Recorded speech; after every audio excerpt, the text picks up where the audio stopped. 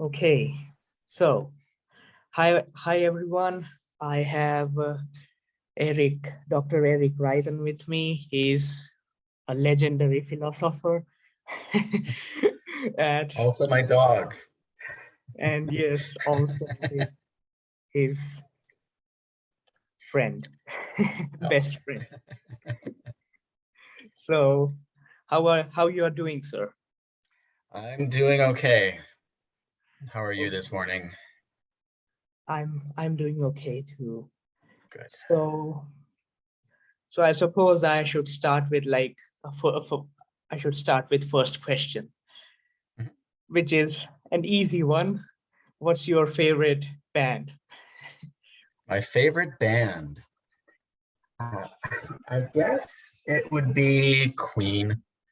I've been a fan since I was a young man. Uh, Queen. You know, it's I do like it. I do like it. I mean, I'm more into Radiohead. Have you heard okay. of them? Mhm. They are pretty fun. So anyways, I suppose a more serious question, I suppose it is related to universalism. Uh, and the eternal hell, basically. Mhm.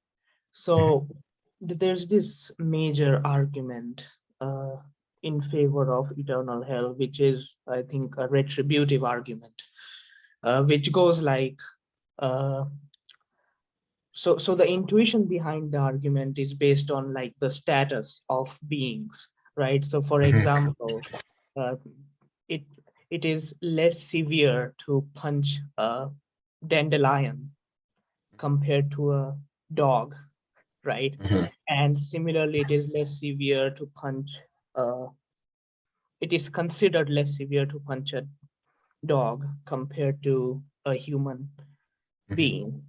So, based on this, since God has like this infinite status, or infinite dignity, or infinite uh, like supreme ontology, so that's why any crime committed against him is infinitely serious and Right. therefore deserves infinite punishment. Right. Yeah. So, I mean, this is the argument that was first developed formally by Saint Anselm. Um, but it is worth keeping in mind that when he developed this account of the infinite gravity of sin, it was as part of an argument for a certain understanding of the atonement. Um, his point was to show that humans could not meet the demands of justice through being punished, because the demands of justice relative to human sin, since every sin is a sin against God, God is of infinite majesty, and therefore every sin is infinitely grave. Um, uh, it exceeds what uh, the demands of justice just can't be met by punishing the sinner. Um, why not, you might ask? Why not, an infinite punishment, and punishment that is never ending? Well, here's the problem. A human being can only endure so much suffering at any particular moment, right? Mm. So they're going to, in any given moment, only suffer a finite amount. Now, imagine that we um, allow for an infinite succession of moments, right? Uh, the problem is we're, by our nature, only capable of experiencing one moment at a time. And so uh, after, 1,000 moments, we will have accumulated a finite amount of suffering. After 10,000, it will be a finite amount. After 1,000,000, it'll be a finite amount. After 100,000 years, it will be a finite amount of suffering. After 1,000,000 years, it will be a finite amount of suffering. After 10 million years, it will be a finite amount of suffering. And we will never reach the point at which we will have actually met the demands of justice if the demands of justice actually require infinite suffering, right? An infinite penalty, an infinite hardship. We will never reach the point at which the demands of justice have been met. Now, Anselm doesn't lay that out, but I think you can lay that out to make sense of why he thinks that humans, by punishing humans, can't meet the demands of justice, if he's right about the infinite gravity of sin. And so, because he thinks sin is infinitely grave and punishing humans therefore can't meet the demands of justice, he concludes that God must meet the demands of justice in some other way. And what is the other way? It is through the vicarious atonement, right? And so Anselm develops this doctrine or this understanding of the atonement of Christ with this as a backdrop. But that's the purpose of that backdrop. The purpose of that backdrop is to give an account of why the demands of justice can only be met by God stepping in and accepting the penalty for our sin on our own behalf, right?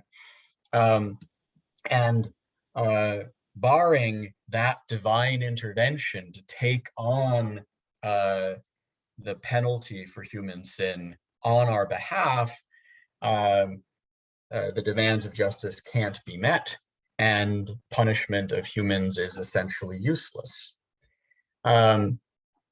So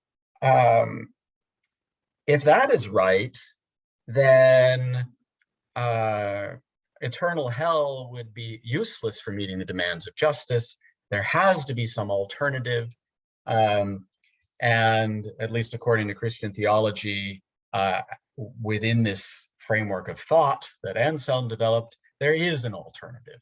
And that alternative is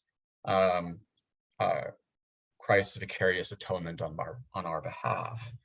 Now, there may be different ways at this point in the argument to conceive of how that atonement works on our behalf.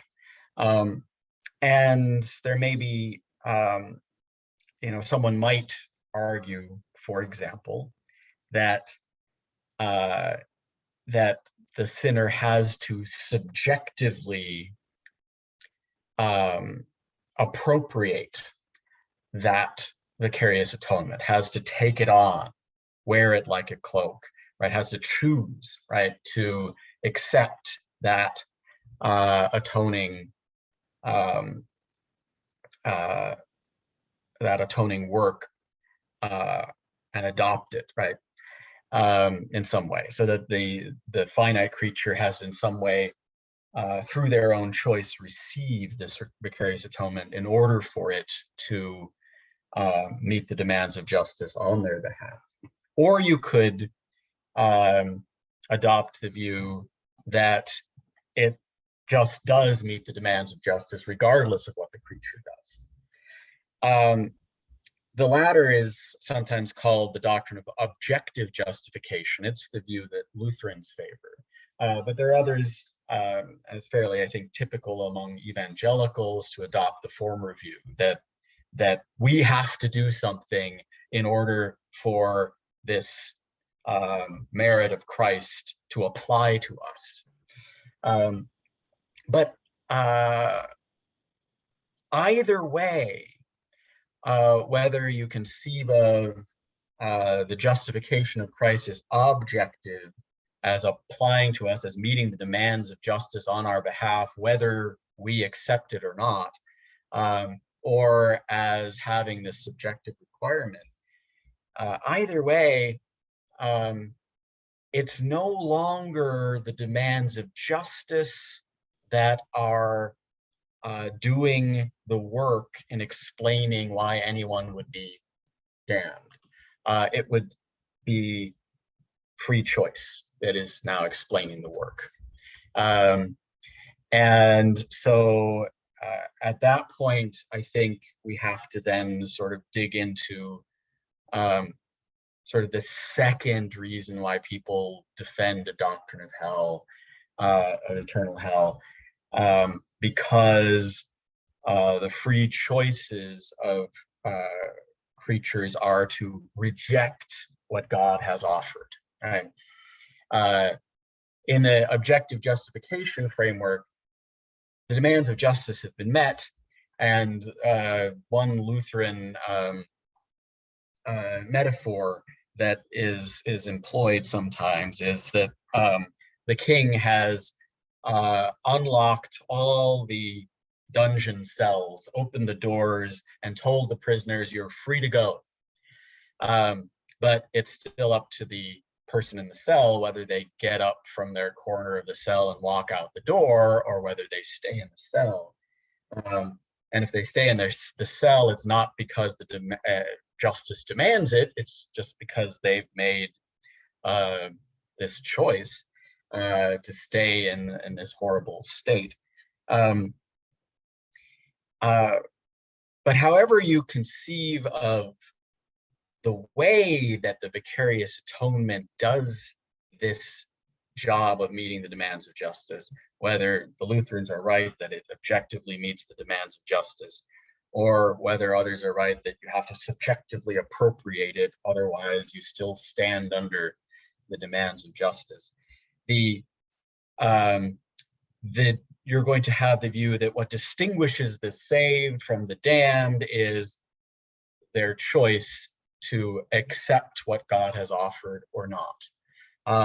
And so it seems to me that on that roughly Anselmian view of what justice demands, given the further Christian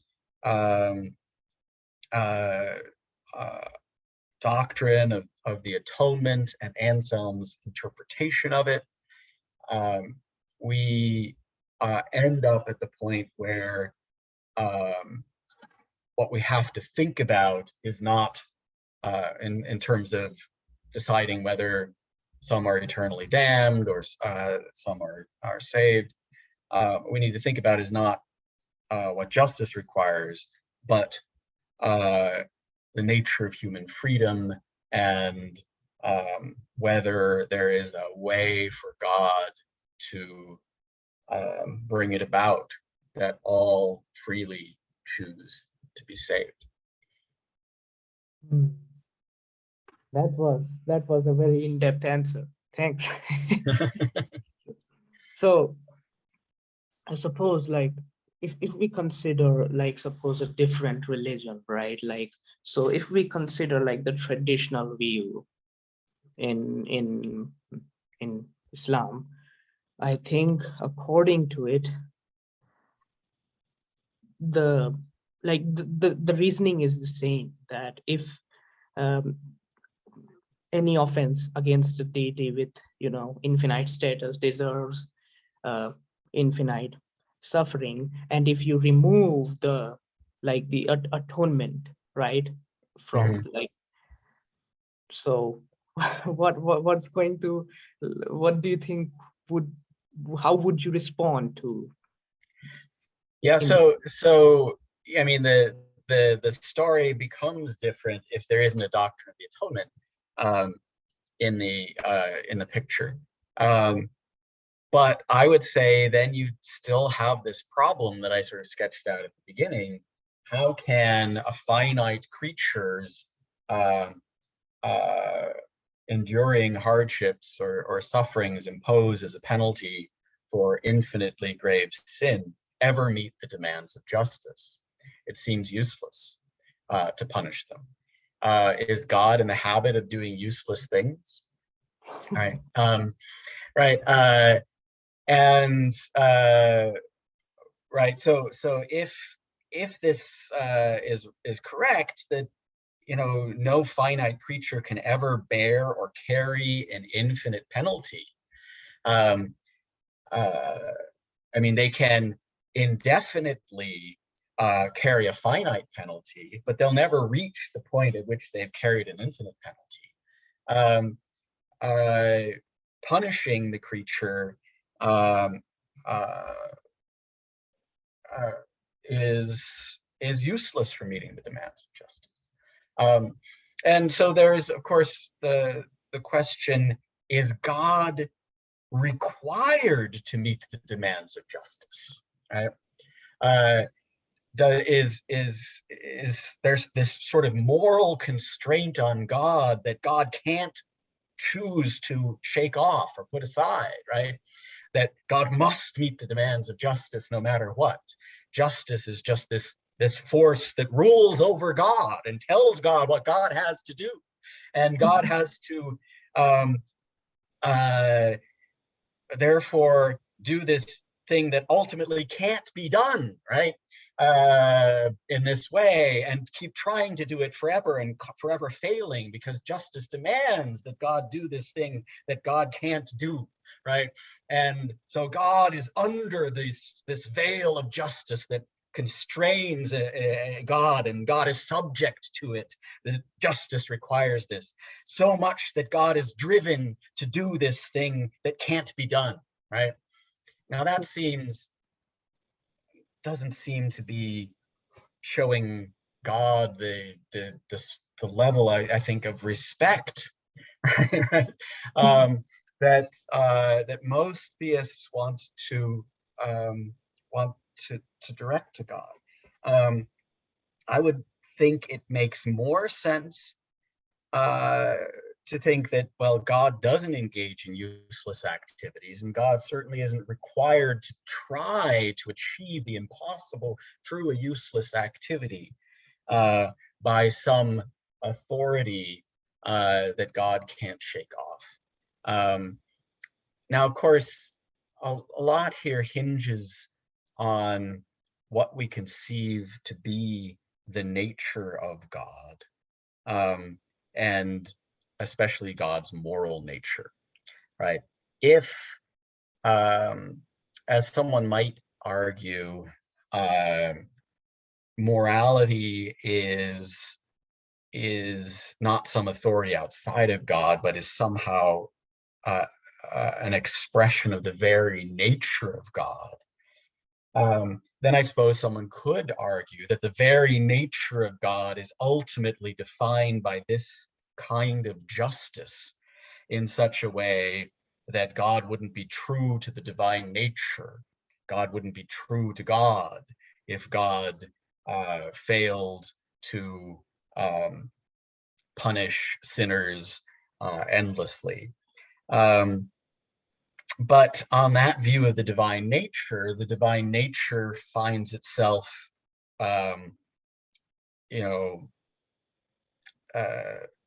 the divine nature drives God towards useless things. And it seems to me, well, again, I come out of a Christian framework in which the defining nature of God is love, right? And one of the attractions of that that view of God's moral nature as being defined by love, where God's justice is an expression, or one mode of the expression of God's love. One advantage of that is that love is something that strikes me as never useless. I could go on, but maybe you have follow-up questions. Yeah. Yes. So I think what's like the thing with this, as you said, you brought a new objection to, I suppose, like from I already have some objections to this eternal hell, to this retributivism. You have brought a new one, but like it's a new perspective for me. Like when you said, like, how does a finite being who is suffering immensely, like for 100 years, okay, the demand is not met. For 1,000 years, the demand is not met. For for 1,000,000 years, the demand is not met. And so when will we? And I mean, someone might say, okay, look, they are suffering for infinite time. So maybe with infinite time, the demands of justice is like, I mean, I don't know, it's weird, right? Like they are doing this infinity minus infinity. And The problem with of an infinite sequence is you never get to the end of it, right? Otherwise it would not be infinite. yeah, and that's that's the and thing. that's where the problem comes from. Yeah. Like they might be like trying to do this infinity minus infinity equals 0 or something, but even then, like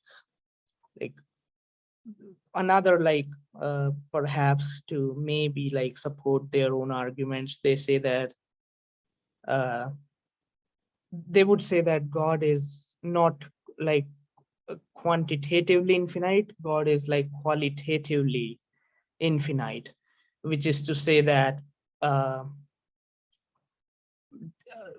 causing infinite suffering as a penalty is something that God just is doing so that his wrath is in control or something like that. Mm-hmm. Yeah, What do you think? I'm not sure what I think of what it means to be sort of qualitatively infinite and how that distinction differs from quantitative infinity, and how that bears on our thinking about uh, infinite punishment.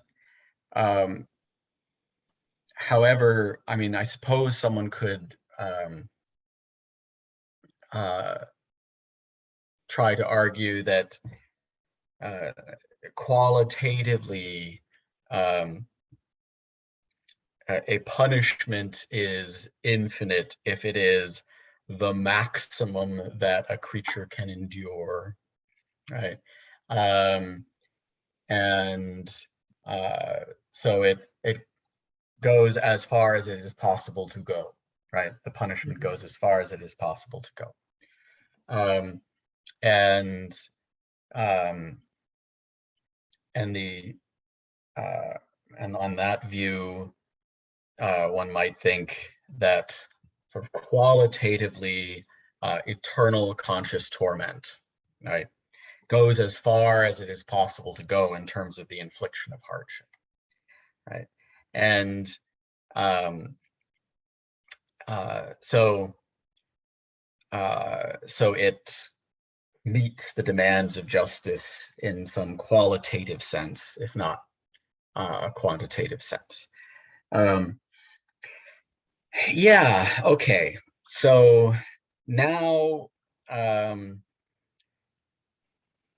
we might take a different, tack here.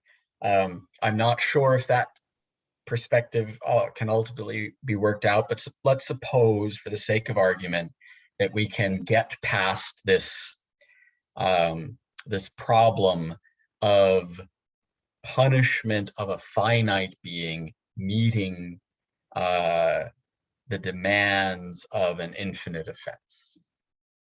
I still haven't, addressed the question of whether an offense really can be construed meaningfully as infinitely grave. If so, how or why? And furthermore, we need to dig more into the very concept of justice itself, because there is a danger, I think, of just uncritically accepting a sort of a retributive sentiment that human beings have as representing a moral truth. So again, sort of thinking about this concept of retributive justice. What does it mean? Why would we think that a person experiencing suffering, experiencing hardship, is positively good? The sort of thing that we generally think of as bad. That why would we think that that is actually good? When that suffering, when that hardship is endured by someone who has done something wrong. And there's ways to try to answer that question, right? To make sense of retributivism.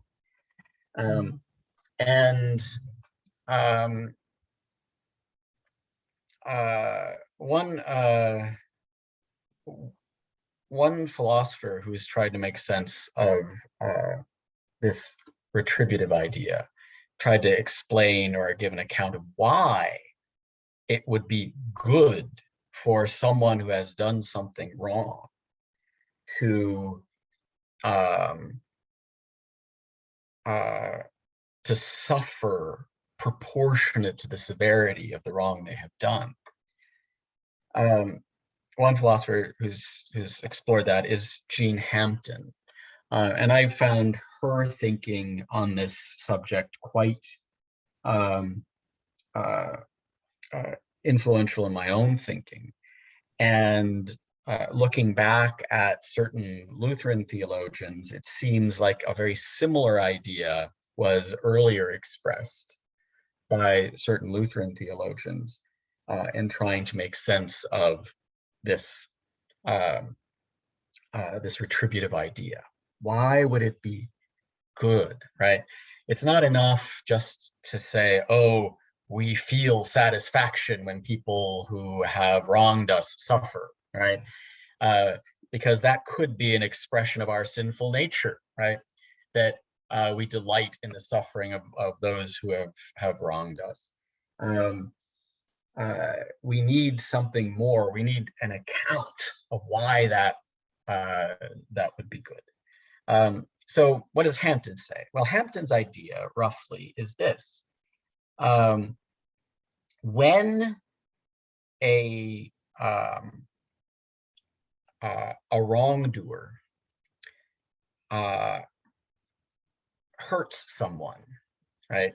They steal from someone, they take someone else's stuff, they rape or kill or torture or abuse. They are acting as if their victim has less value than the victim actually has. Right. So the idea is that if someone abuses a child, that act of abuse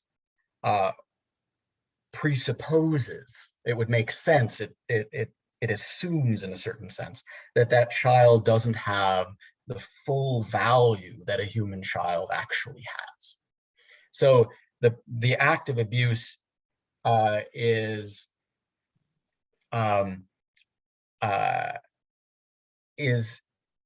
implicitly devaluing the child, right?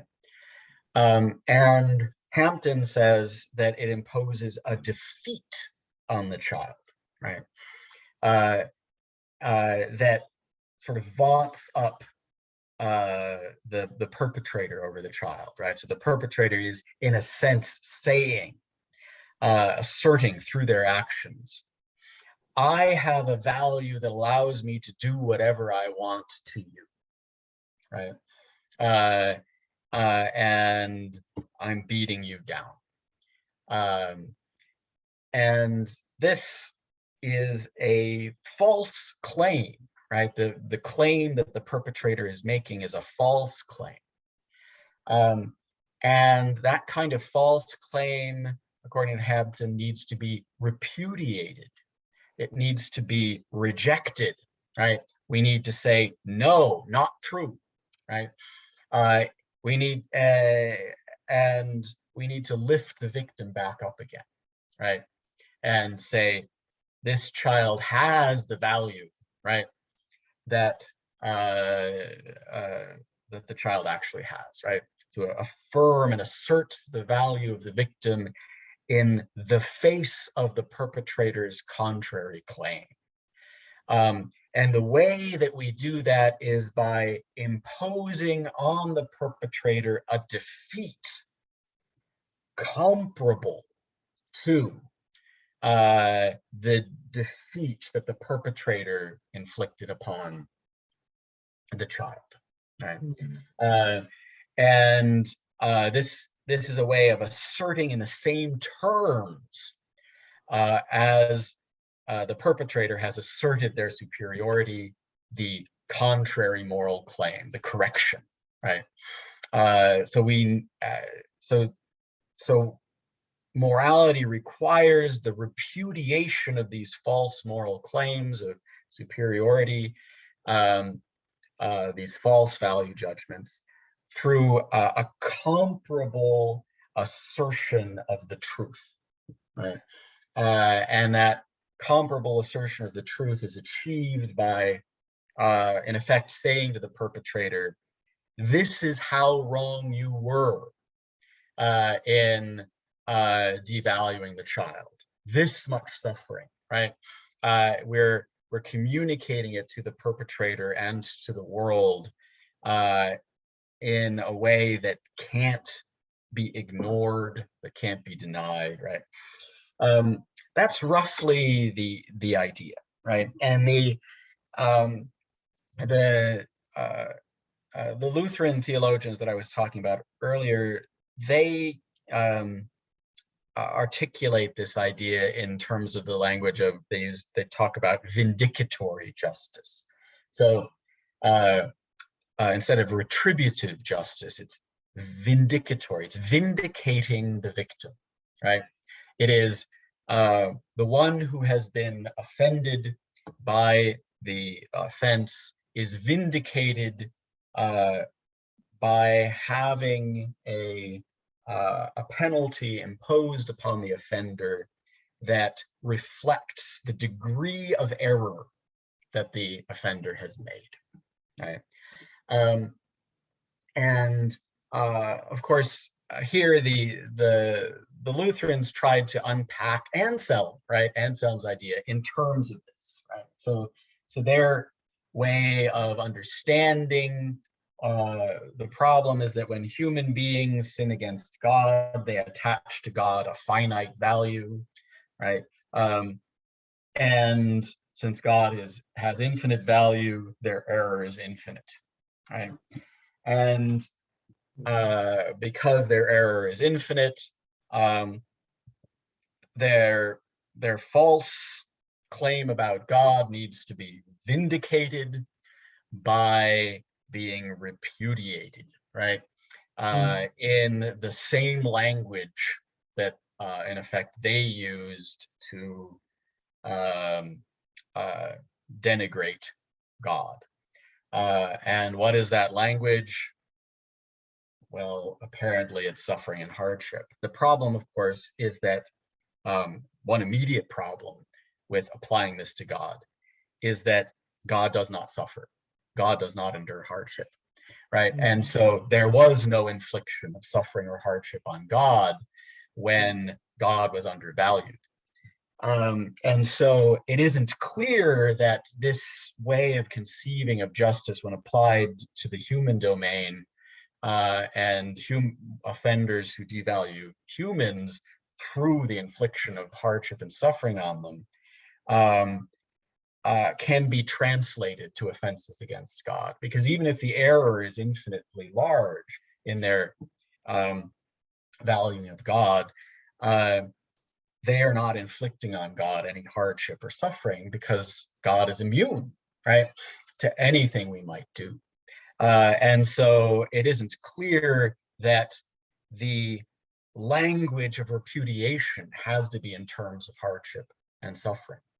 And that then opens the door to the question, well, how can God assert the value of God in the face of a false claim about God that does God no harm at all, right?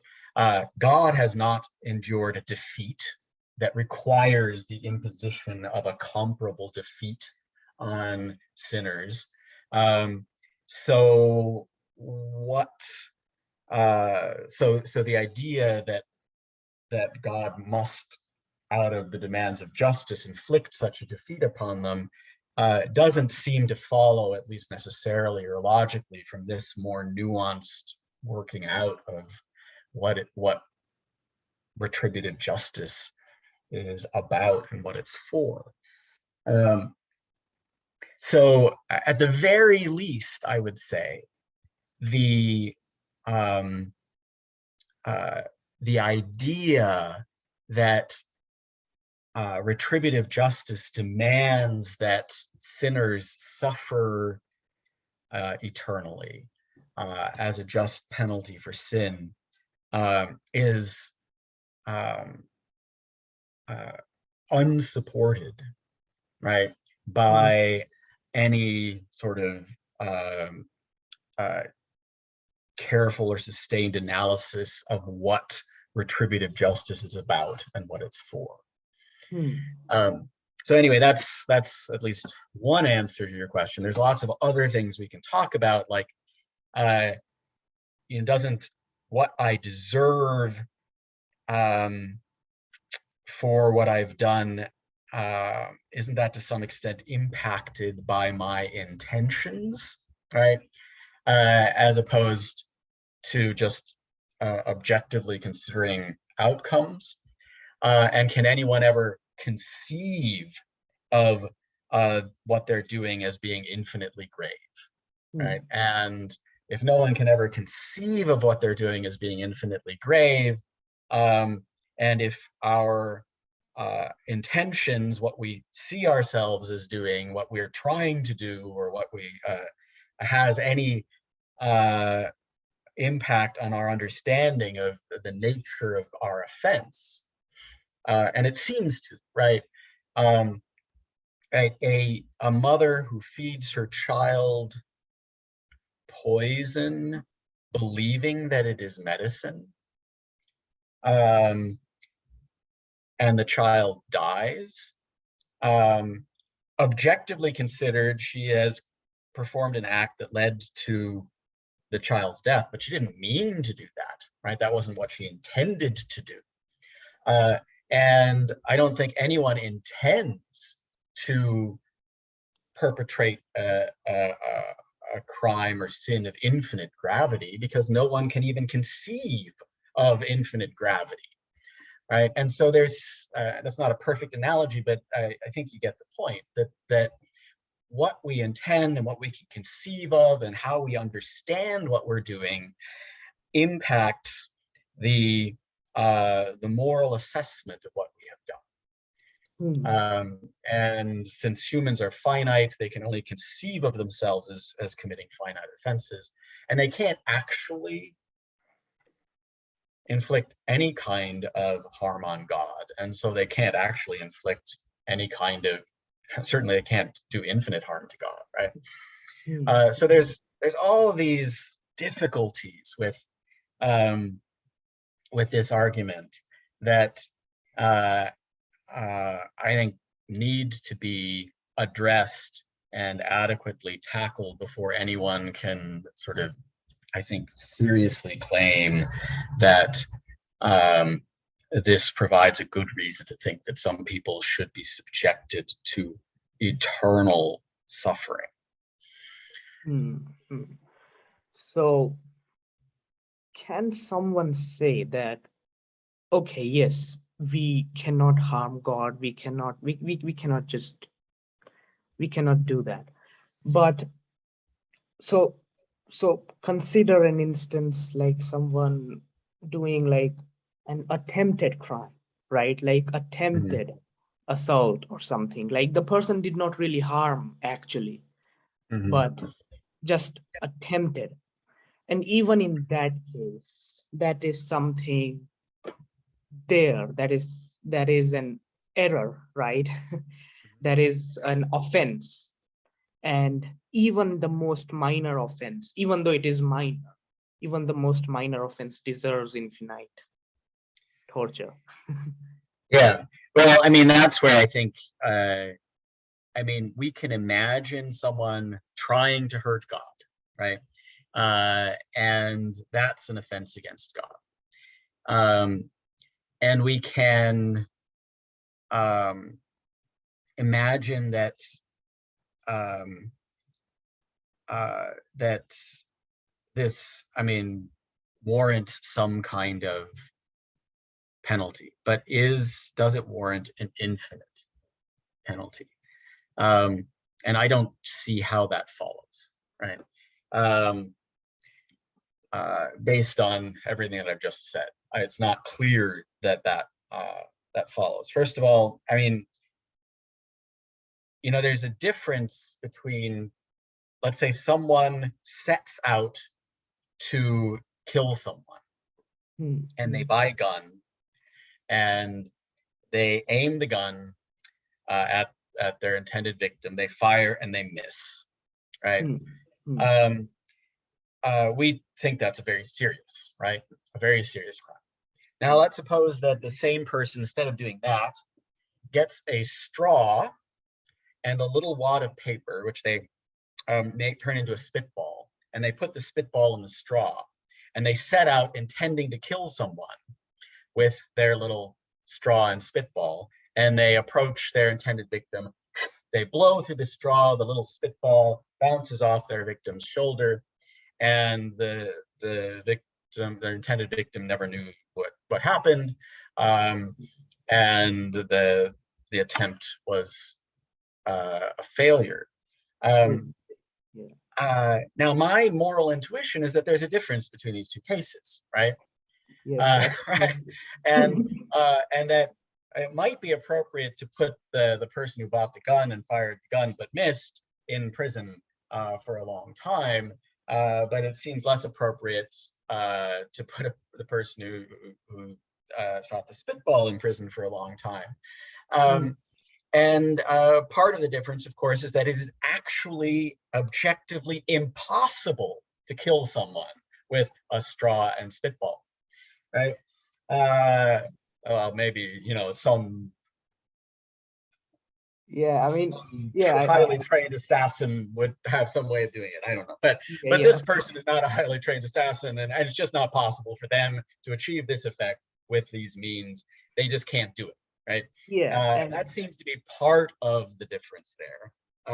Part of why we treat them differently morally, hmm, um, and uh, uh, and so if someone really tried to hurt God, there would be this um, this problem that they can't, right?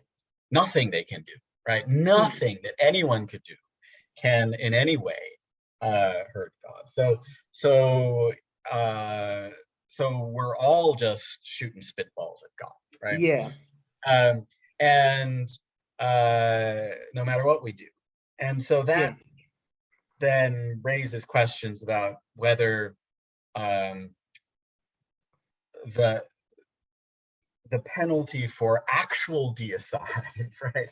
Actual killing of God, which is impossible, um, is appropriate, right? Uh, uh, we might make the case that attempts that could achieve their effect should be punished in the same way as successful attempts, but attempts that cannot even possibly achieve that effect, we tend to treat differently. So that's one thought. Uh, One thought, yeah. yeah. Another thought is that has to do what is one attempting to do, right? Um, and generally speaking, people aren't attempting to kill God, right?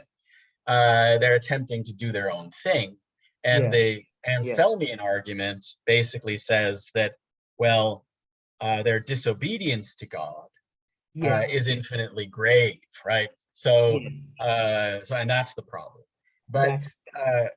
right, but here I think intentions come into play, right? Um, so the person um,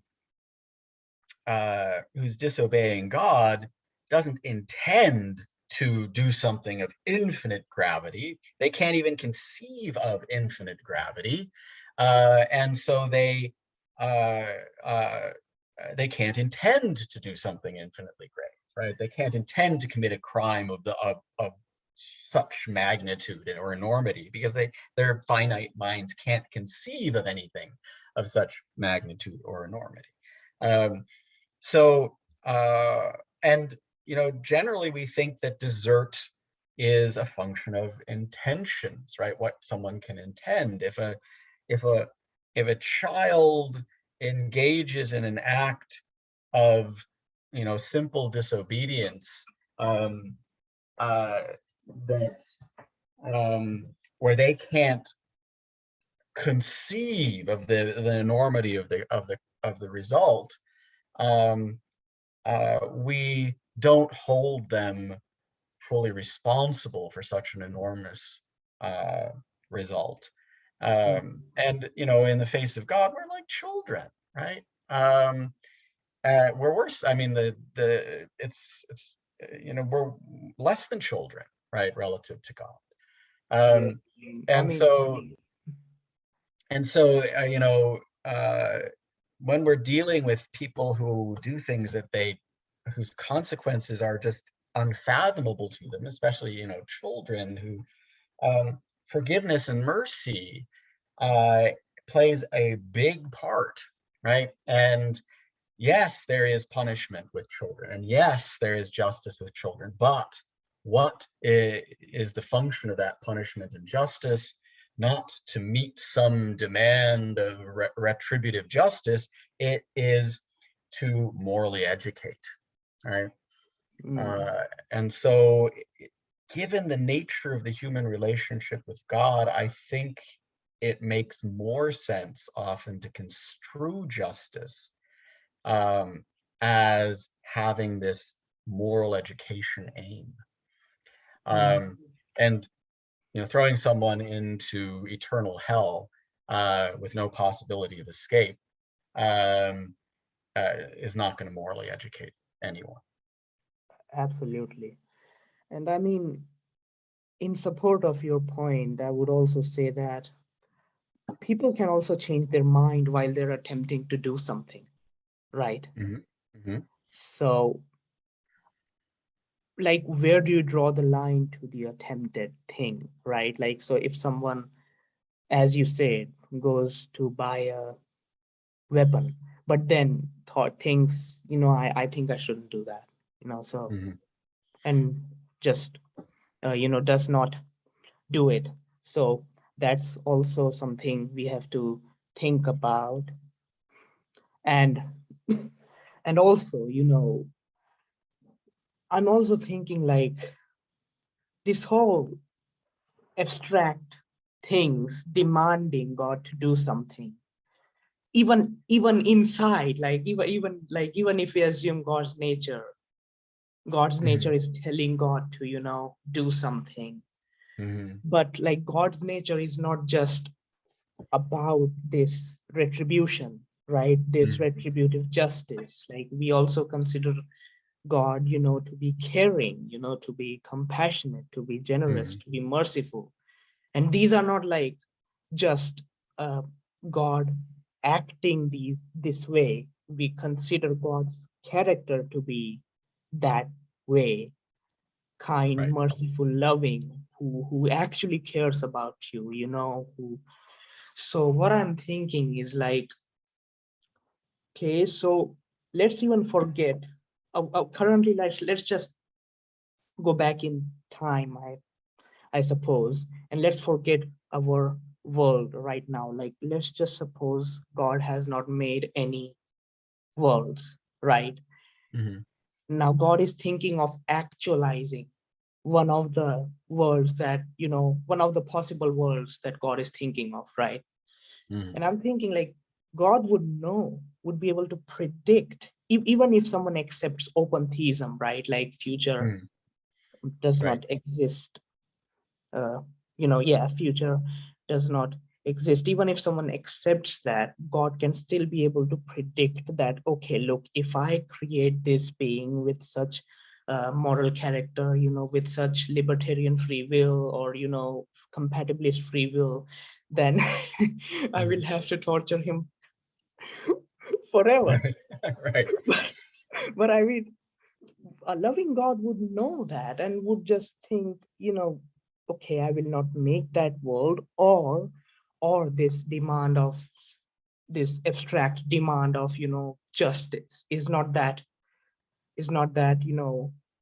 holding God as like Mhm. telling God to be like angry, or like God is wise enough to not get angry for, like, as you say, like a straw and, whatever Right. small, very Spitball small. or whatever. Yeah.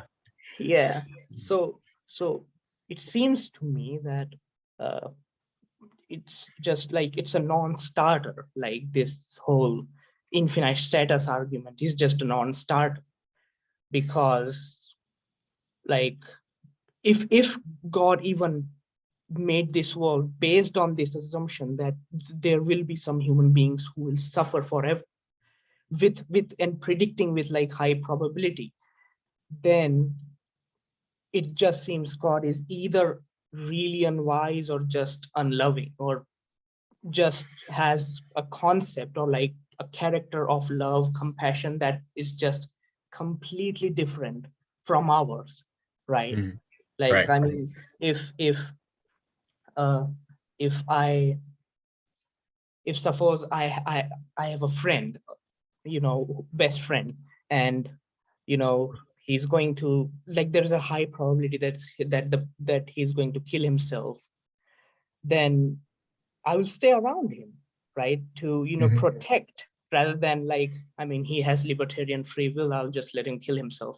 If I mean, I will be there, to Mhm. stop that from happening, or at least understand, Mhm. what's going on.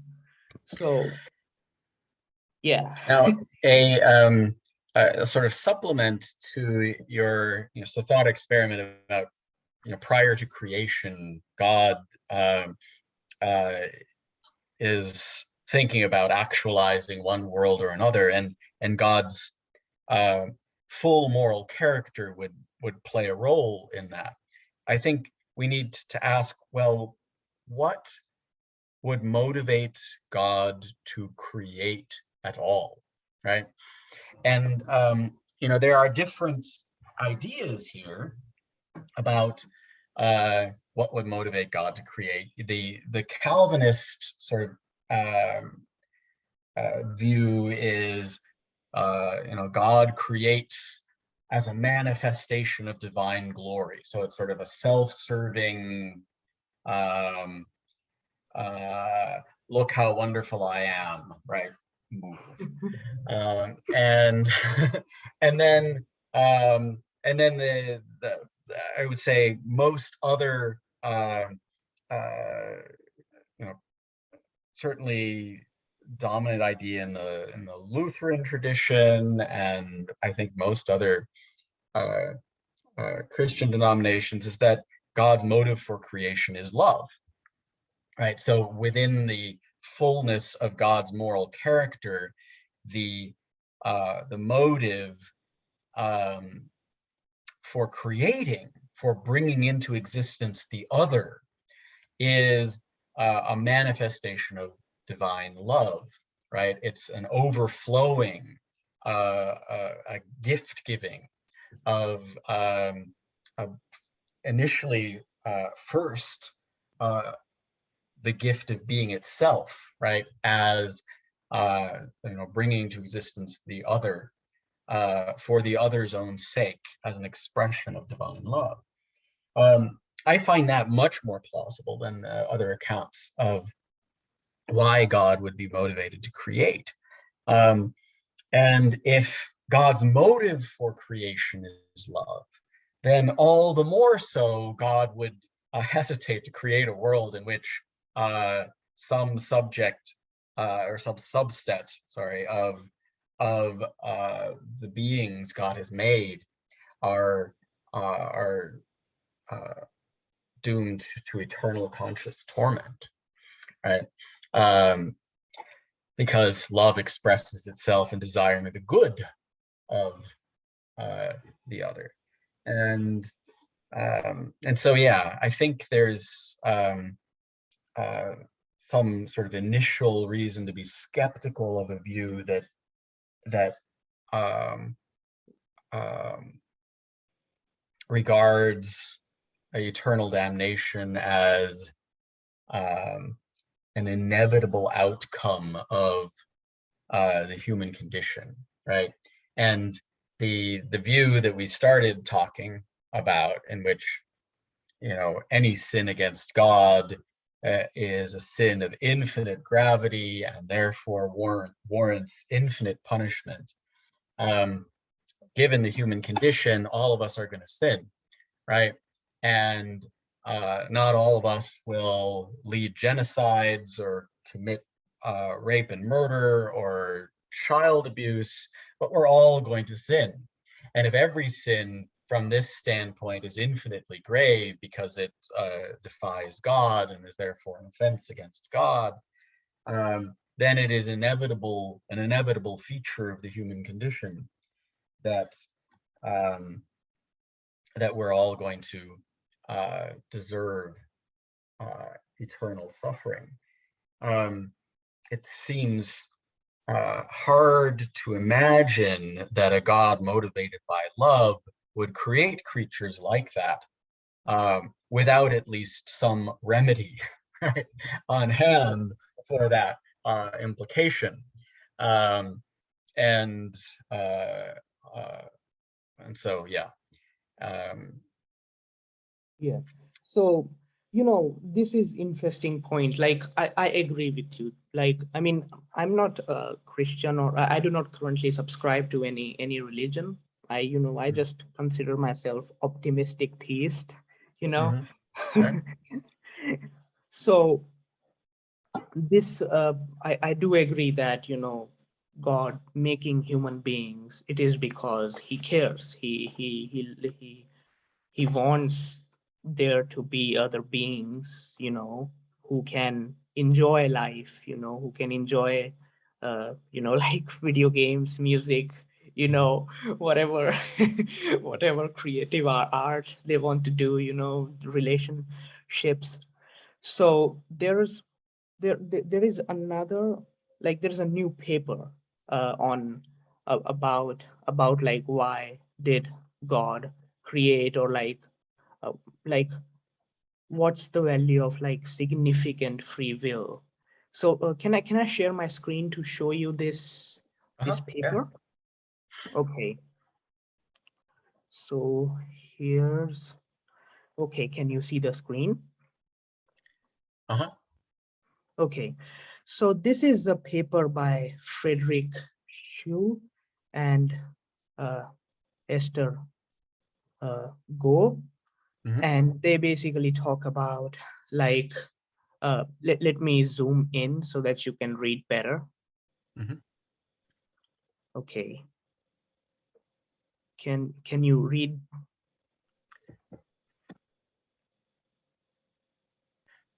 Yeah, there's something like a drop down box or something that's blocking part of the abstract. Okay, how about But this? yeah.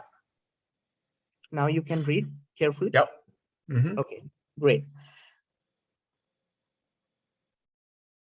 So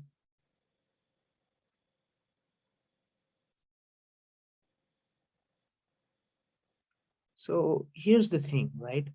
So the love solution is like our solution, right? Like we have free will because God cares about us, you know. Mhm. And it is important for agents to love each other, you know, and that is good. And then then basically there is a few other views. What I care about is this, the one where they say that uh, significant free will is instrumentally valuable as it gives agents ultimate responsibility with regards to morally significant acts. And they Mhm. defend this by like writing that, you know, let me show you just here. uh, okay, so it's down here. Okay, so who have, it seems to us, so they it's like they are arguing, at least from intuition, from starting, is Mhm. starting point is intuition. So in which God creates agents who have ultimate responsibility with respect to morally significant actions is better than a world in which God creates agents who never have such a responsibility. And to me, this is not at all remotely plausible, I mean, in my view, because what I'm thinking is this, right? if I if like let's consider Spider-Man, right? Mhm. I think Spider-Man would prefer to live in a world in which there is much less crime than a world in which there is so much crime and he continuously has to like work. You know, he has this responsibility, you know, his mental health is affected due to, you know, this, due to all this responsibility and stuff. Like I'm thinking, why, like how is it even like it's plausible to like taking such responsibility where you can literally suffer forever? You know, that just seems like no, no, I'm not qualified for that. Mhm. Right. Of course, there is a distinction, I think, that can be made between saying that creating agents who have ultimately responsibility with respect to morally significant actions is intrinsically good, right? And making claims about what degree of responsibility, the scope of the responsibility, those could still be open questions. And so one could hold that it's good in itself that we have some, significant freedom that gives us ultimate responsibility for morally significant acts. But we could restrict the scope of, how much uh, of this valuable thing um, would be embodied in human creatures if God were creating them for the purpose of instantiating as many goods uh, as possible in a creature of the kind that we are, right? And uh, the intrinsic value of morally significant freedom, um, uh, or the intrinsic value um, of being the kind of creature who can be responsible ultimately for certain morally significant acts is one good among many, right? That God might want to actualize and instantiate. Um, and um, and so it's not clear that even if this is right, right? Even if we accept this, that it follows that God would create agents who have, the kind of ultimate responsibility for morally significant acts that one would need to presuppose in order for someone to be morally responsible for an infinite crime that warrants infinite punishment, right? And it isn't at all clear to me that we are the kinds of creatures who can be ultimately responsible for for crimes whose moral and significance has that infinite gravity associated to it. It's not at all clear, given our finite natures and our limited capacities to conceive the outcomes of our actions. So there's some reason to think that even if we accept this, we aren't creatures who have that kind of ultimate responsibility. It doesn't Yeah, and extend there, right? Does that make and sense?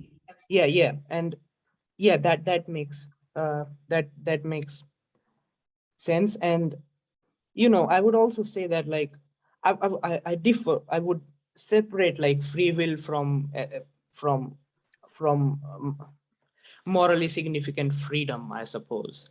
So, like, Mm, so suppose, if, as I said, like, if so, sorry, I was thinking something else. So, if suppose someone is going to commit a crime and then their friends stop him from committing that crime, mm, the mm, person did have free will to, to choose to commit that crime, but his friends stopped him from doing that.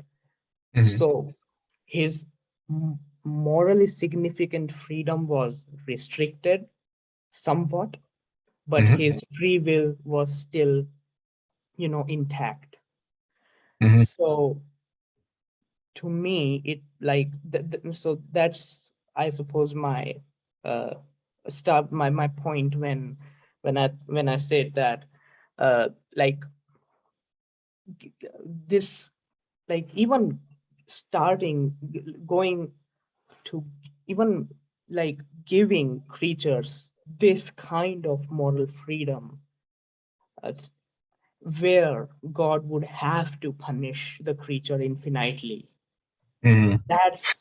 That's the thing that's so, like, completely just really messed up. Like, it's just strange to me that, Mhm, someone could say that, like, we need morally significant freedom, so that, like, it's like, even if we consider, like, okay, morally significant freedom is valuable, we have to, like, compare it with, like, how much disvalue is there in yeah, allowing that, right? right. And clearly, eternal conscious torment is, seen from a certain standpoint, a a high degree of intrinsically, bad. um, right? It's intrinsically worse that there be a world in which there is eternal conscious torment, than a world in which there is not. And it is quite significantly bad, I would say, intrinsically. Um, at least, my moral intuition is that it is really quite significantly bad. And we need to, yes, Molly. Um, sorry. Um, Molly wanted to say something too. Um,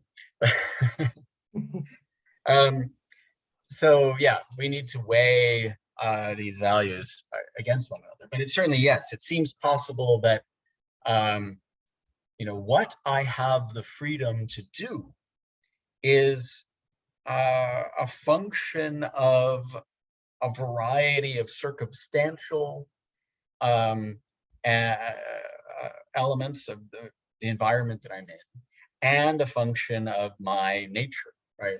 The powers that I have, and the capacities that I have. And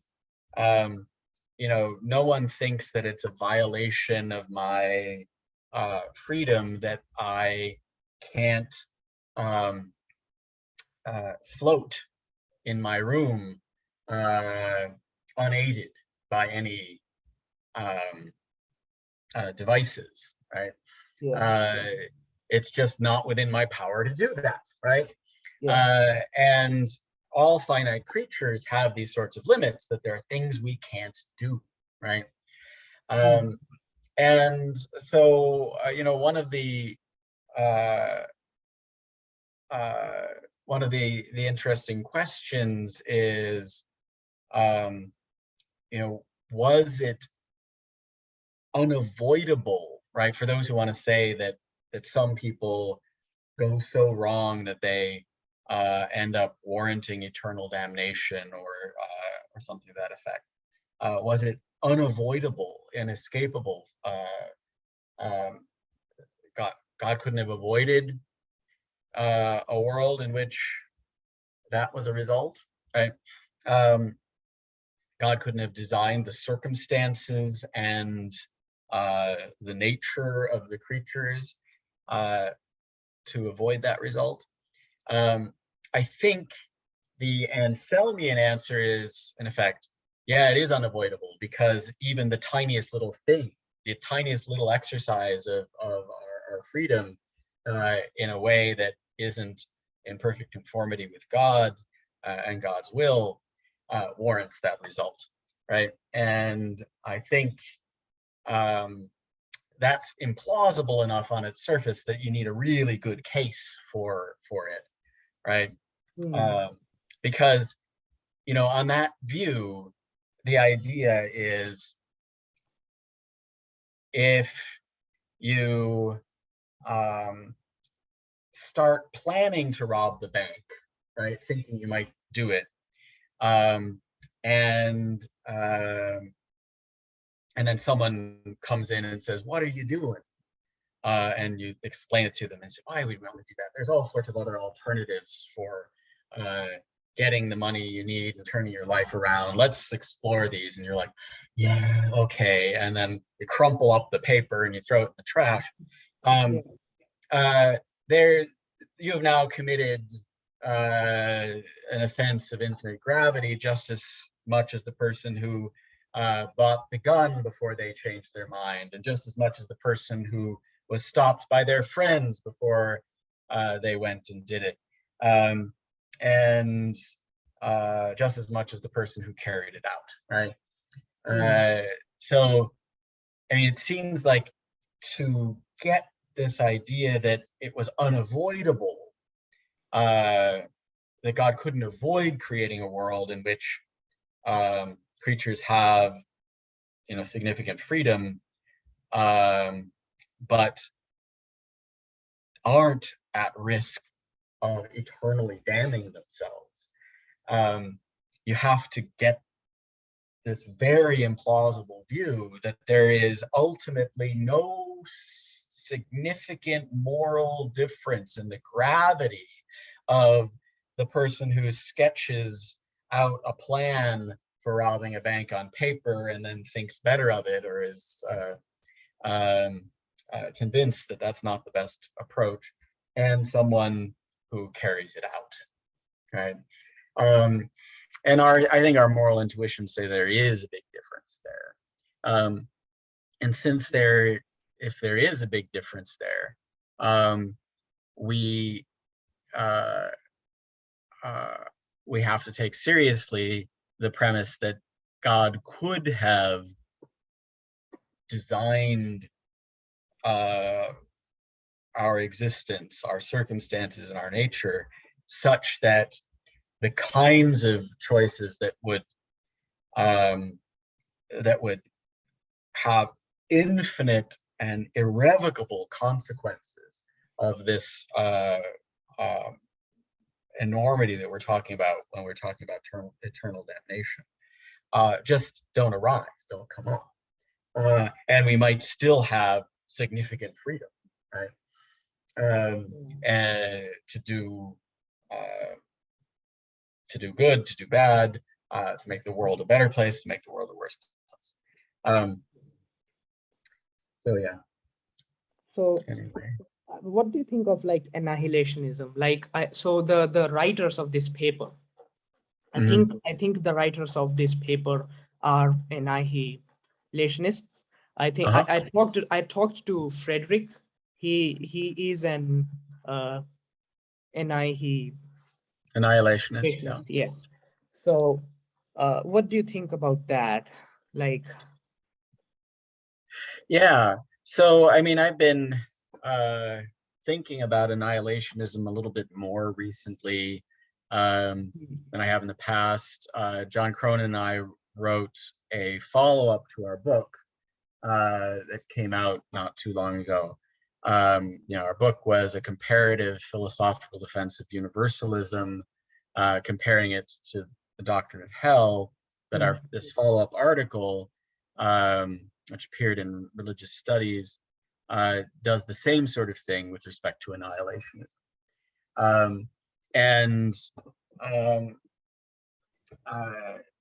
Just what we're doing there is we're considering whether any of the arguments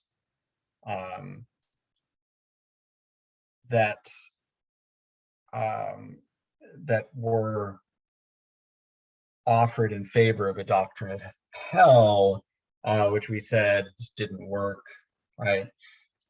Could be adapted to annihilationism, and we, ultimately make the case that for every version of a doctrine of annihilationism, right, there is a version of a doctrine of universal salvation that that makes more philosophical sense. I mean, that said, I do think the annihilationist has I think a better, more defensible view than the advocate of the traditional doctrine of hell. Sorry.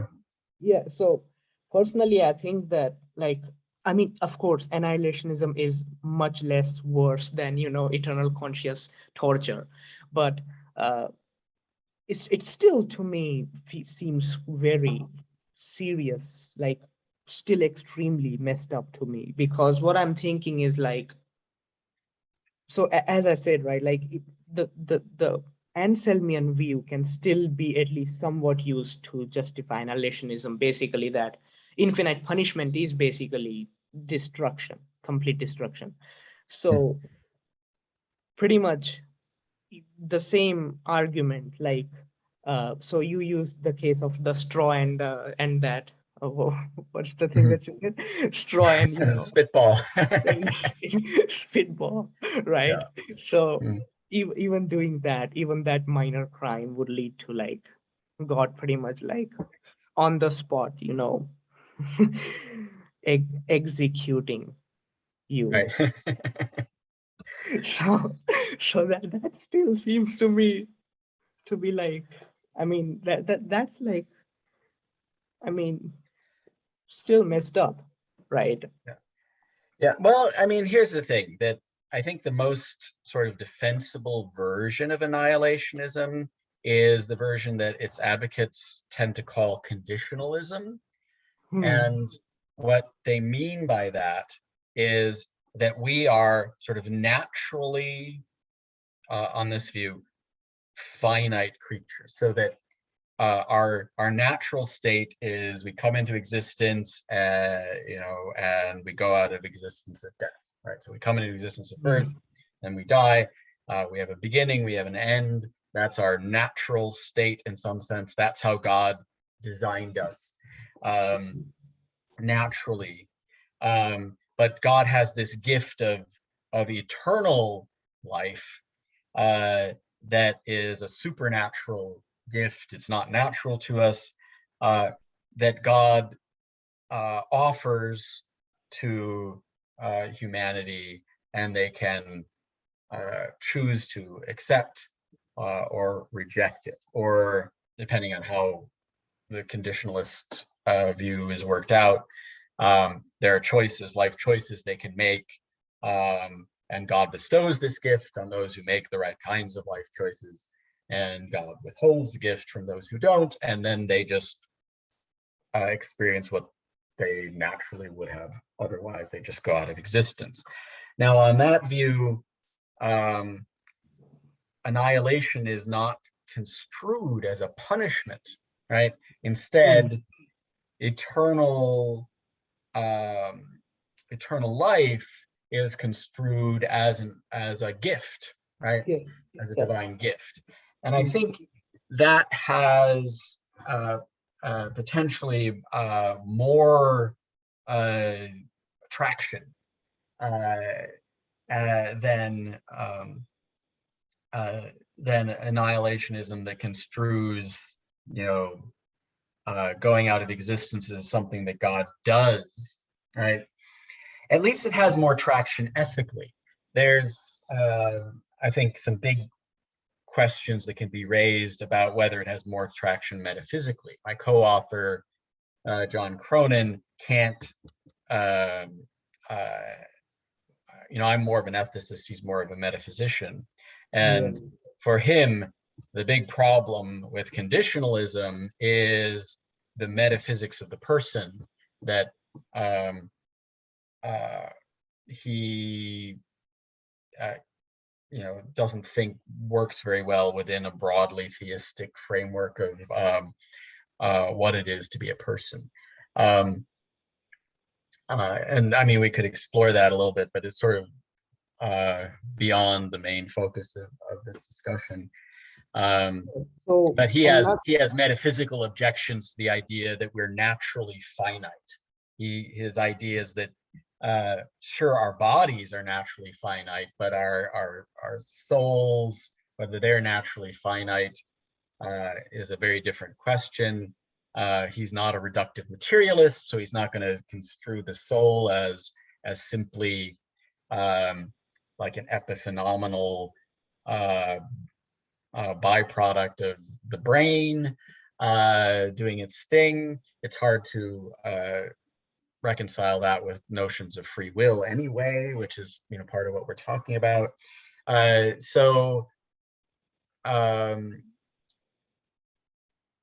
Yeah, and so yeah, sorry, go ahead. I was saying, I mean, well, sorry, you go ahead.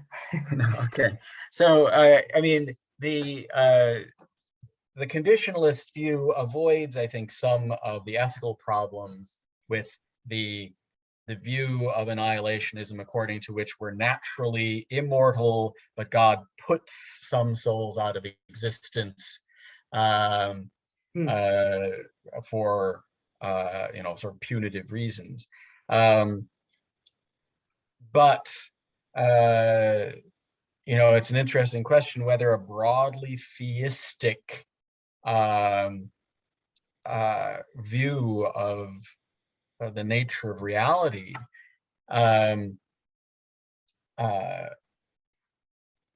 fits better metaphysically with the view that human souls are going to continue in existence unless put out of existence by God, or human souls are going to naturally go out of existence without God, unless God steps in to supernaturally sustain, right? And so that's one of the interesting questions, I think, that we need to explore when we're thinking about annihilationism. But even on the conditionalist view, although it's less ethically troubling to me than annihilationism understood as putting people out of existence as a punishment, there's still a question if God is love, or if God's nature is love, and God created each of us for union with him, right, out of love, right, and a desire for loving union. Why would God design us just to sorry to interrupt. So this is, yes, sorry to interrupt. This is an important point that I wanted to make is that when we are considering annihilationism as a conditionalism, right, and considering like the recent works in philosophy of religion, works by Dustin Crummett and Trent Dorothy. I think his name is, yeah, Trent Dorothy. So they are like talking about like animal universalism, basically, right? That non-human animals can go to heaven, right? Like your dog, who is your best friend, you will meet him in heaven, right? Now, when we consider just conditionalism, right, like our natural state and the natural state of animals, it's Mhm. it's it's horrific generally. I mean, the way animals eat each other alive, predation, disease, suffering, and so Mm, much misery, basically. mm, And then when we are considering conditionalism in that case, I mean, it still seems to be immoral. Like sorry, even creating in the first place seems to me immoral when like God is just going to give this gift to like human beings, right? I mean, mm. if animal universalism is true, then human universalism would be like much more easier, I suppose, right? Yeah. No, So, I think, I mean, I'm certainly open to a notion um, of a redemption of the whole creation, right? That extends to non-human animals. I think it would help to solve the problem of animal suffering, yes, uh, right? yes, Which is a version of the problem of evil, right? An yes, element of the problem of evil. And I think, any uh, theological worldview that doesn't have a uh, an adequate answer to the problem of evil in all its forms, or at least in the sense of explaining how God can be good to us despite the the struggles and the suffering in this life, uh, is uh, is defective in a serious way. Um, so we need a theology um, that offers a redemptive answer, right? yeah, To the yeah, problem of terrestrial suffering, and it's not just humans that are a part of that. And uh, so um, on returning to sort of conditionalism, um, there's a long tradition of thinking that non-human animals just go out of existence at death naturally.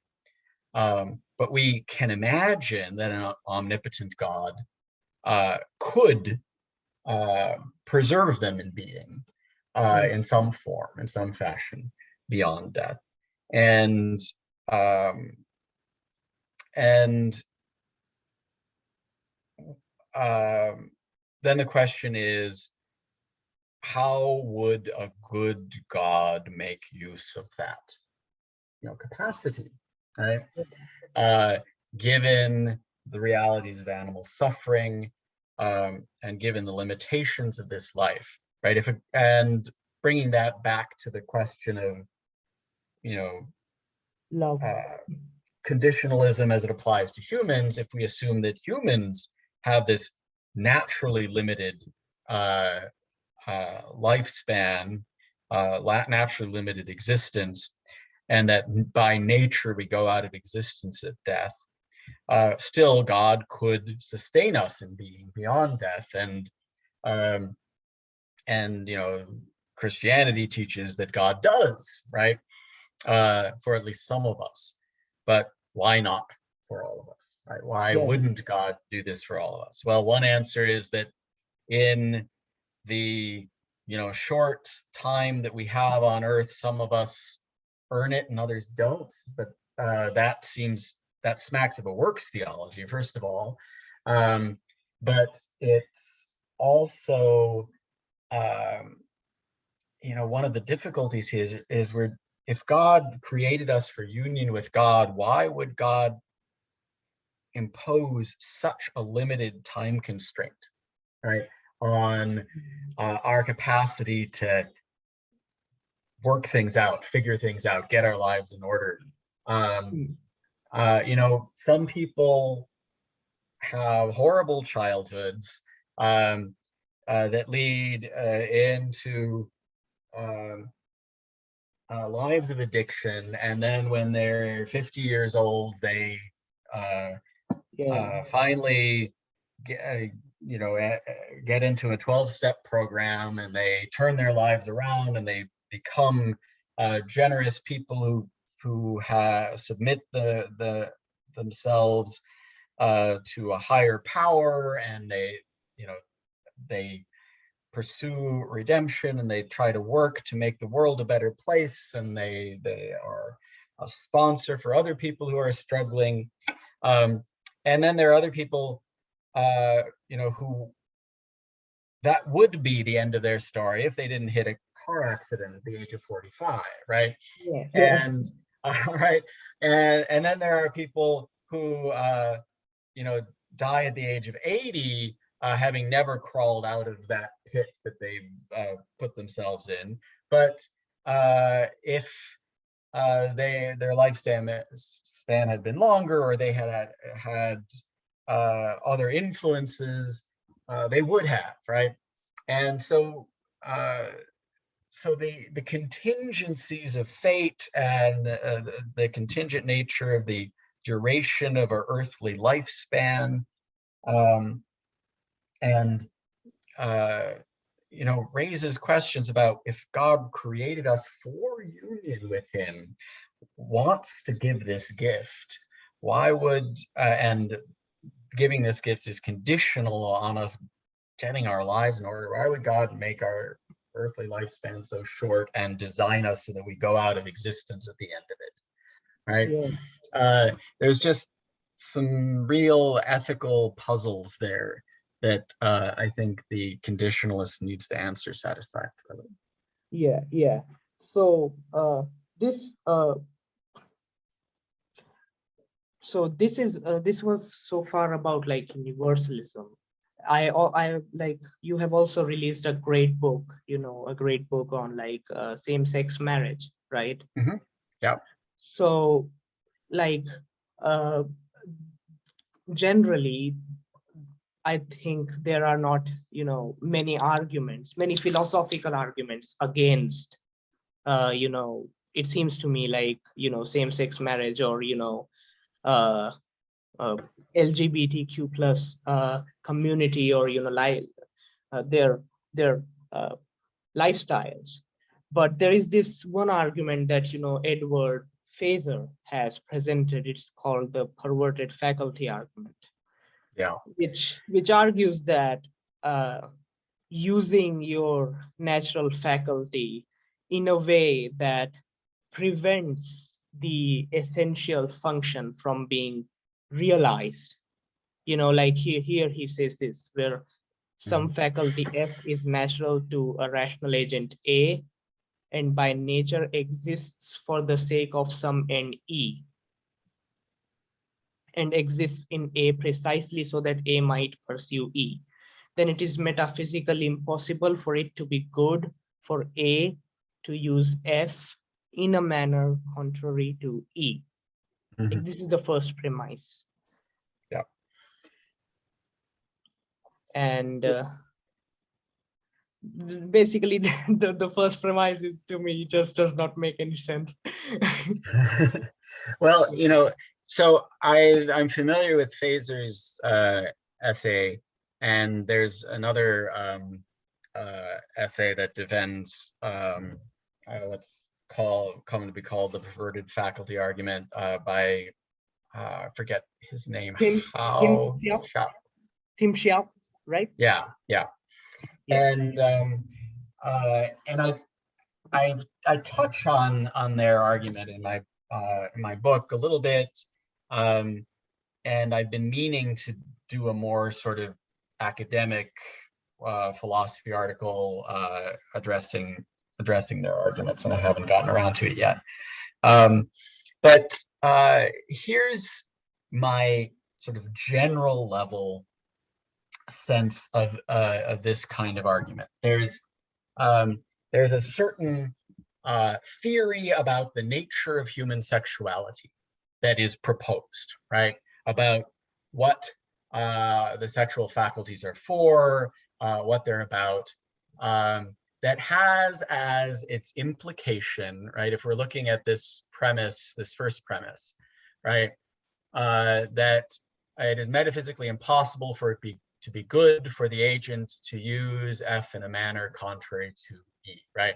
So the theory is that our sexual faculties are naturally ordered towards reproduction in such a way that it is metaphysically impossible for it to be good for a person to use their sexual faculties in a manner contrary to this reproductive end. So that's the theory. And if that theory is true, then people who use their sexual powers in a manner contrary to reproduction should be worse off in some way than people who use their reproductive faculties in a manner conducive, or the sexual faculties in a manner conducive to reproduction.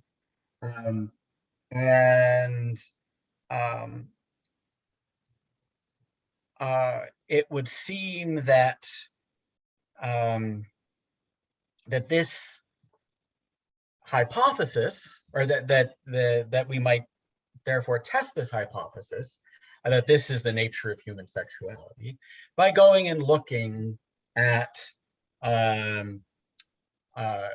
people's lives, right? And seeing if, in a rich, robust sense of what it is to lead a good life, same-sex couples have bad lives or something, or lives that are in some discernible way worse than the lives of heterosexual couples. What we find, of course, is that that people with a homosexual orientation who are only attracted to members of the same sex, who internalize the idea that that Phaser endorses, right? And believe that it is true that using their sexual faculties in the way that they're naturally inclined to do is sick or perverted or bad for them, and that therefore making a long-term committed relationship to someone else would be committing themselves to doing what's bad for them, and so they live lives either of celibate, sort of self-imposed celibacy, where they're obsessed with trying to resist their human sexuality, or they fail and act out in promiscuous ways. People who internalize Phaser's message, believe it's true, and live accordingly have discernibly worse lives than people who reject his theory, right? And enter into loving relationships with people of the same sex. So just on the empirical evidence, his hypothesis about the nature of human sexuality appears to be false, because those who internalize it and act on it have discernibly, obviously worse lives, right, than those who reject it. And so that seems to be empirical reason to think that his theory, his hypothesis, however plausible it might be in the abstract, just is not true to the human condition. So that would be the basic structure of my response to this perverted faculty argument, that it just, now he might claim, well, there's some sort of not discernible to any human observer kind of badness that results, right? So that from acting on our human sexual powers and same-sex relationships, so that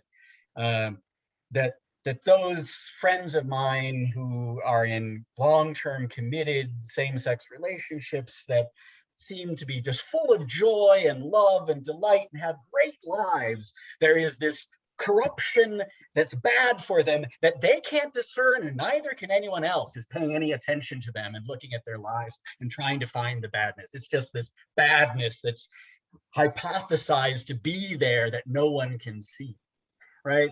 Yeah. Maybe they could make that argument, but yeah, I'm not going to take it very seriously because it's some hypothesized badness that is invisible and indiscernible and has no discernible effect on the character of the life that they have together. So, you know, I'm just not inclined to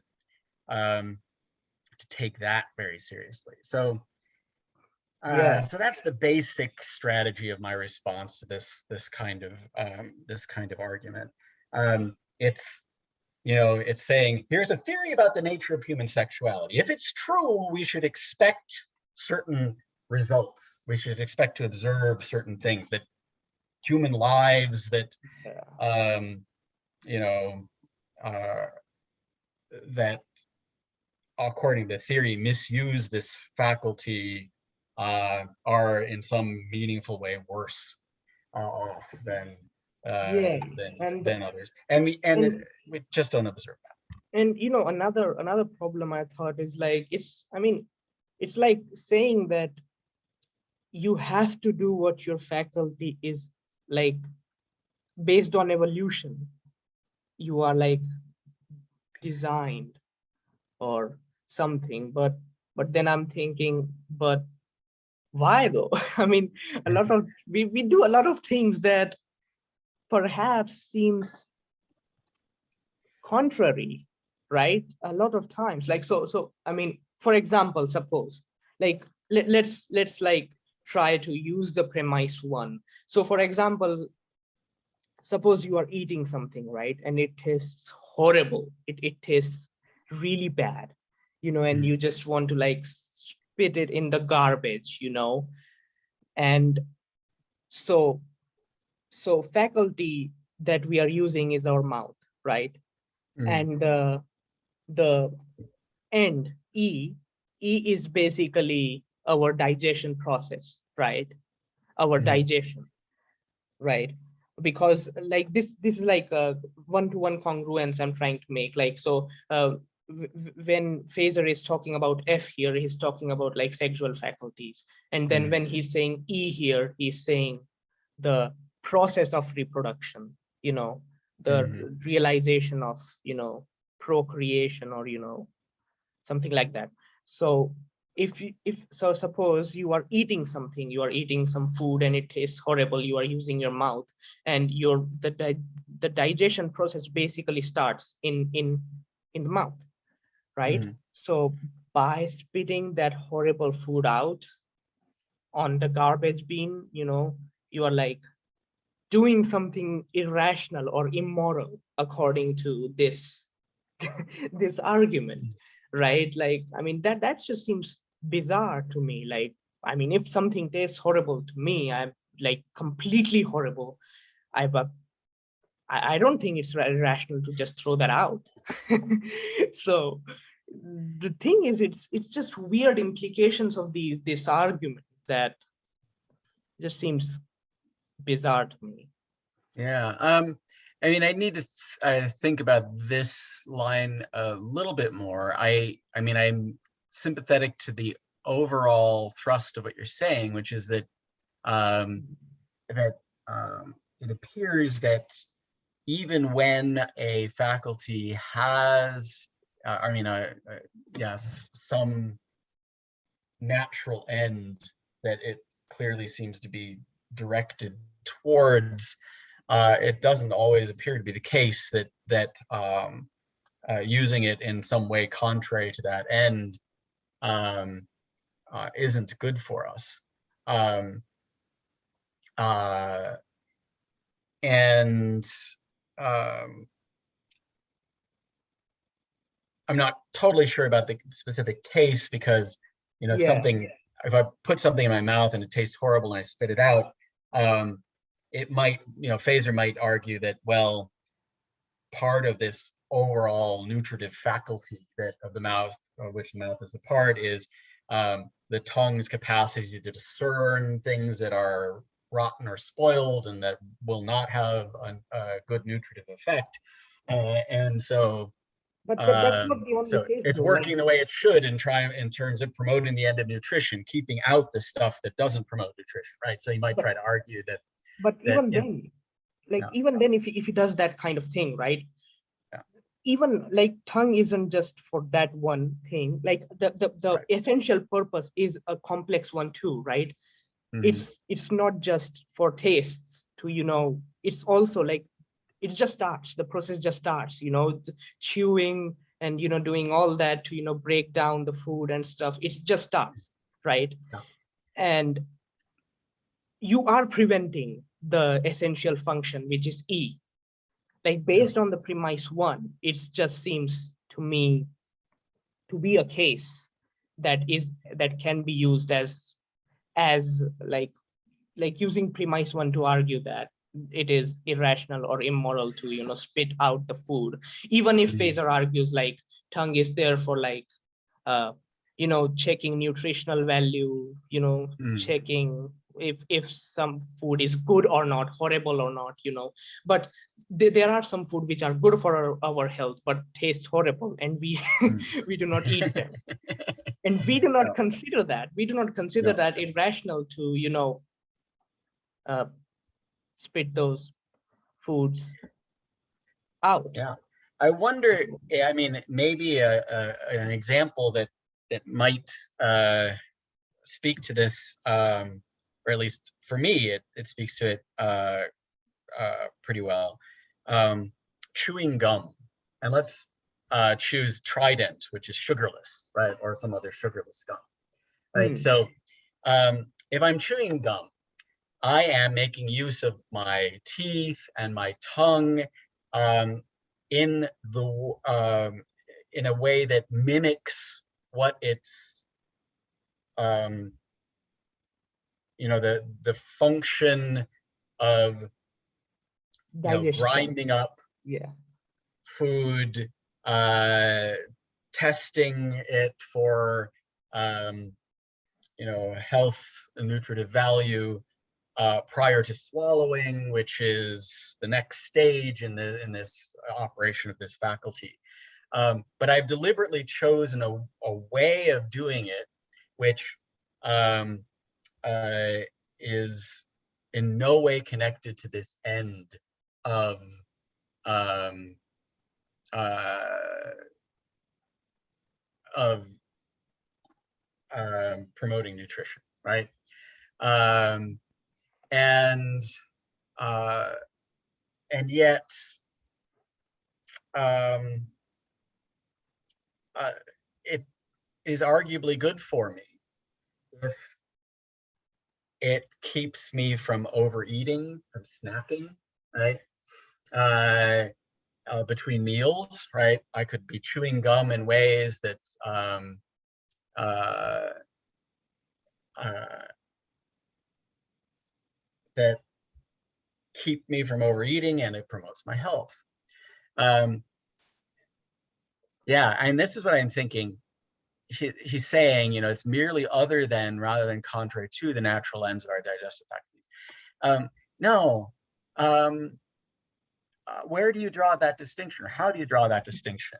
That's Right? what If someone, um, uh, you know, uh, if my friends who are in a same-sex relationship engage in same-sex sex, why is it not merely other than, rather contrary to the natural ends of their sexual faculties? What chewing gum is doing is you're using your taste buds, you're chewing, the instinct to taste and chew is all about nutrition and growth are, it's all related to that, but you're using, right? If I'm talking, right, I'm using my tongue and teeth for a purpose that's other than the natural end of my digestive faculties. I'm using it for a completely different purpose, right? But when I'm chewing gum, I'm tasting the flavors that come out of the chewing. I'm doing exactly the sort of thing that I'm doing when I'm eating food, right? Except that I have designed it so that it is completely cut off from the nutritive end, right? So I've created a particular kind of thing to put in my mouth and chew that is designed to be completely blocked off from the nutritive end. And so it seems that in the case of chewing gum, there is an argument for saying that it is not merely other than, but contrary to the natural end of the faculty. It is a process of chewing and tasting that that is blocked off from this end. Now, when my same-sex friends have sex, in what way is it contrary to that end? I mean, they're not preventing anyone from making a baby. They're just engaged in a use of these activities that doesn't conduce towards that end, right? Doesn't conduce towards, they are making use of their, sexual organs to generate pleasurable sensations akin to the pleasurable sensations that are associated with reproductive sex, but in a way that is not conducive to that end. The gum chewer is doing exactly the same thing. They are generating pleasurable sensations that are generally associated with the project of consuming food for nutrition, but in a way that's blocked off or can't promote that end. How are they different? It's just a kind of fiat claim that, that it's not, they're not the same, but they are the same. And his claim to the contrary is just seems to be wrong. I don't, so gum chewing strikes me as a counter example, despite what he says to the contrary. And even like his argument at best, like, so here's his final conclusion, right? His final conclusion is that it is not rational. So his final conclusion is not even actually to say that it is perverted, like it's just to say that it is not rational. But then I'm thinking, I mean, what's wrong with sometimes being irrational or doing irrational things, right? Like, I mean, I can understand, like, you should not do immoral things, but I do not have any problem with doing like something which is like funny but irrational, right? I mean, it depends on what kind of weight he attaches to the term rational in that context, right? And how he's using the term, and it would require some unpacking. I mean, he's obviously not being a Kantian here, but according to Kant, there's a very tight relationship between what is rational and what is right. There's a certain kind of rationality that is equivalent to morality for Kant. And while the relationship is not as tight between rationality and morality in the natural law theory, there still is a kind of relationship between rationality and morality in the natural law theory that he's broadly working within. So I think there's something, there's at least a way of that he might take that conclusion to have moral significance. Okay. Yeah. Yeah, Hmm. but I still think it's a bad argument. Yeah. Yeah, I mean, yeah. So let me think about what other questions I had. Uh, there were not many. I hope you are not like bothered too much by like the time, right? Do you think do you have to go? I should probably, yeah, leave pretty quickly. I need Okay, to okay. So just, get I some suppose work done maybe this one afternoon. question is left, just one question, right? Mhm. So what do you think, like, so if suppose someone is like a meta-ethical non-cognitivist, right? Uh, and they believe in God. So what do you think, what would they say about uh like, I mean, do you think they are not justified in believing God or something? Like if they are like moral anti uh realist? Yeah, so I mean, yeah, so we got I mean the metaethical non-cognitivist is the one who thinks that uh moral utterances uh do not express propositions with a truth value, right?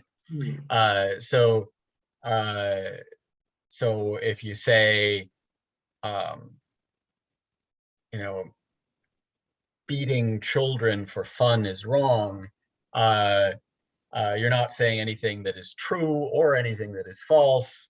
You are merely engaged in an expressive use of language, say, Yeah. um, and that expressive use of language, um, uh, it would be equivalent to something like um,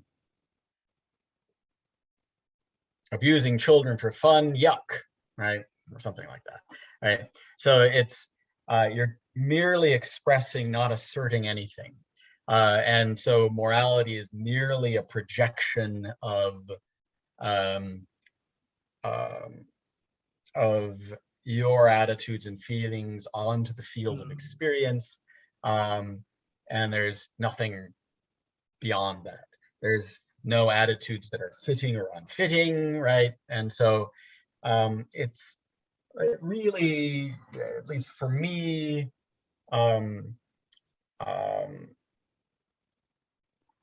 isn't all that different from moral nihilism. Um, but you know, the advocates of this view uh, resist that conclusion, and I still don't get how they resist it. I've listened to them talking, and it still at the end of the day sounds to me like they're moral nihilists. But anyway, that point aside, Yeah. um, there uh, is there any incompatibility between that and theistic belief? I think that's an interesting question. Hmm. I think it's unusual to pair that with theistic belief. Hmm. Um, you know, that meta-ethical stance with theistic belief. But is it impossible? Well, I mean, ultimately, theistic belief, uh, you know, I would think, generally speaking, those who are drawn to theism are drawn to theism for reasons that um, uh, would be hard to make sense of from that um, meta-ethical non-cognitivist standpoint, which is why it's unusual. But could one believe that the world was created ex nihilo, right, by a an Loving. entity, you know, infinite power, uh, infinite knowledge, um, not infinite goodness in any objective sense, Of course. obviously. But Um, here yeah, love. you could. in some good, I suppose not good, but like in some sense that perhaps makes sense, you know. Yeah. Okay, so yeah, that's interesting. Yeah. So thank you very much, Professor. Like this was amazing. Like you are legendary, you know. Keep up your amazing work. Yeah. Okay, well, thank you very much. I actually enjoyed our conversation a lot, and Yeah. let me know when you're going to be posting it on YouTube, you said? Yeah, I'm going to post it probably soon, maybe today or tomorrow. Yeah. Okay. Yeah. Okay. Well, send me the link and I will share it. Thank you. Thank you very much. Okay. Thank you very much, sir. Okay. Good Yeah. talking to you. Good. All right. Take care. Yeah.